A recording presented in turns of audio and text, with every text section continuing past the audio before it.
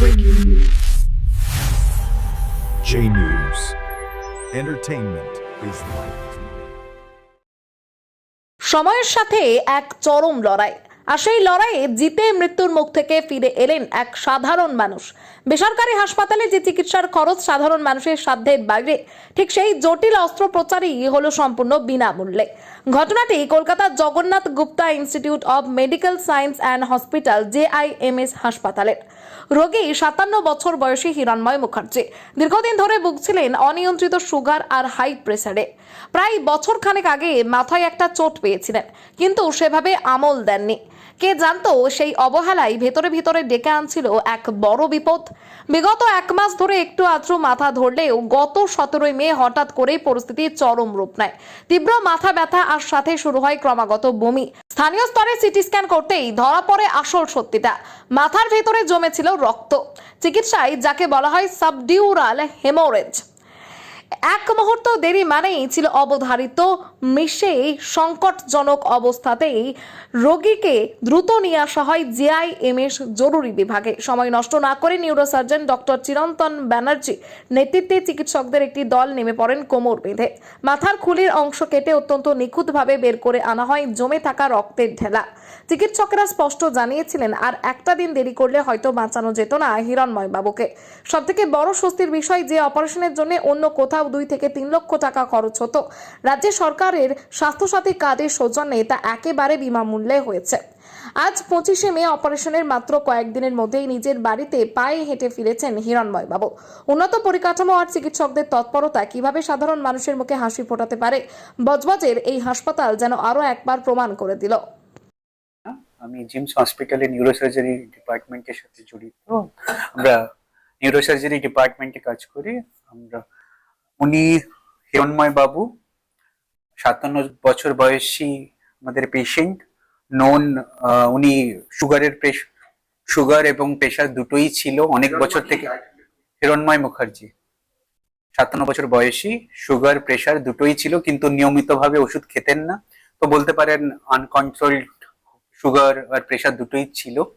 তো ওনার এক বছর আগে একটা ট্রমার হিস্ট্রি, মাথায় কিছু একটা লেগেছিল, বাট সেরকম ওনার কোনো কমপ্লেন ছিল না, কোনো সমস্যা হয়নি।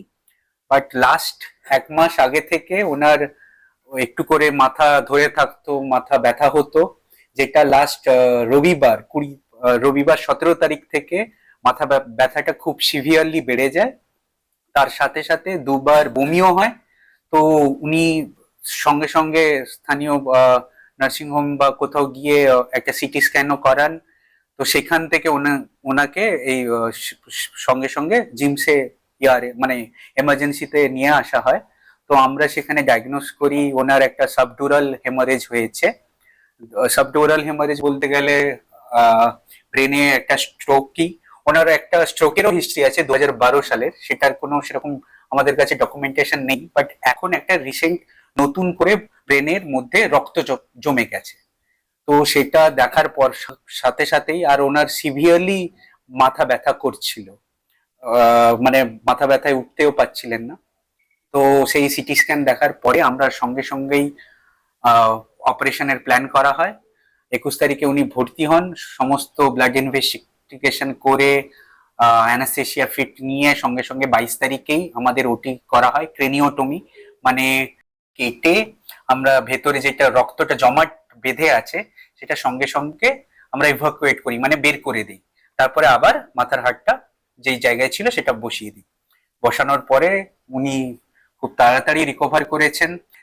এটা খুবই লাইফ থ্রেটেনিং ইস্যু ছিল, যদি সঙ্গে সঙ্গে অপারেশন না করা যেত যে কোনো মুহূর্তে কিছুও হতে পারতো, বাট হয়নি।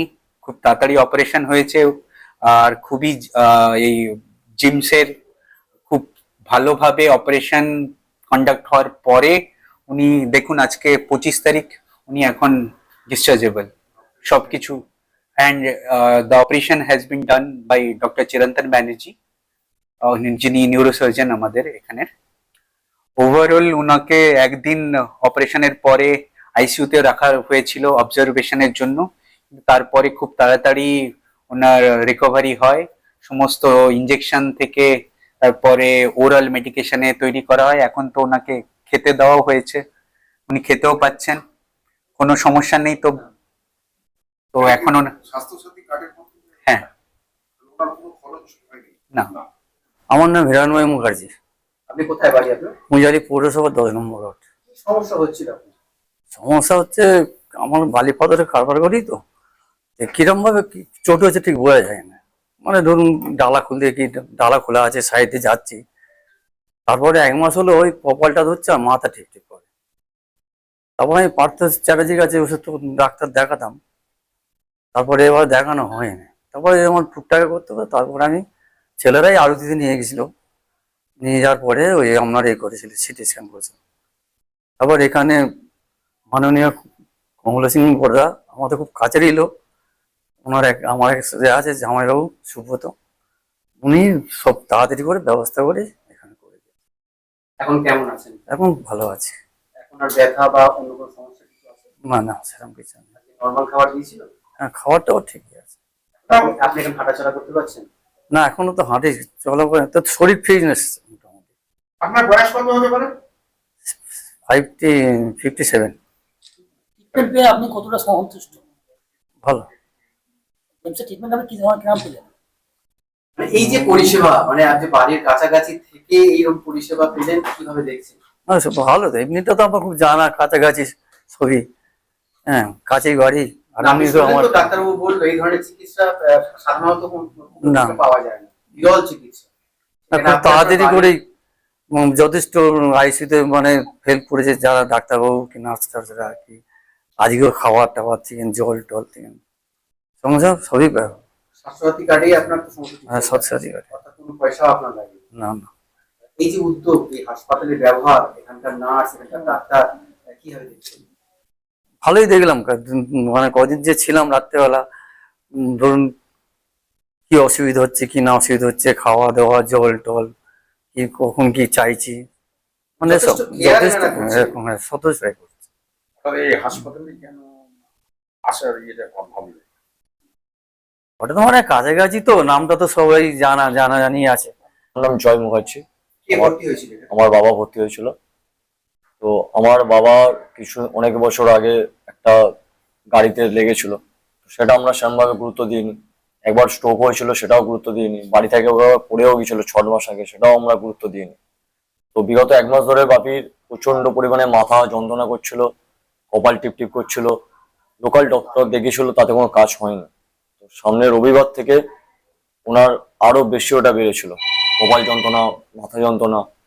তো আমরা সাথে সাথে লোকাল নার্সিংহোমে নিয়ে যাই, কিন্তু ওনারা কিছু করতে পারেনি। তো যেহেতু আমাদের এখানে চেনাশোনা আছে, কমলেশ স্যার অনেক হেল্প করেছে আমাদের, মানে প্রত্যেকটা মুহূর্তে উনি আমাদের খোঁজ নিয়েছেন, হেল্প করেছে। আমরা বৃহস্পতিবার দিন এখানে সন্ধ্যেবেলা অ্যাডমিট করি, তখন পেশেন্টের অবস্থা খুবই খারাপ ছিল। অলরেডি 2 থেকে 3 বার উনি বমি করেছিল। তো ওই দিন, তার পরের দিন শুক্রবার দিনই সঙ্গে সঙ্গে ওটি হয়ে যায়। ডক্টর মানে যে ডক্টর ওটি করেছে খুবই ভালো। ইভেন আমরা এটা ভাবতে পারিনি যে উনি এত তাড়াতাড়ি সুস্থ হবে, জ্ঞান ফিরবে।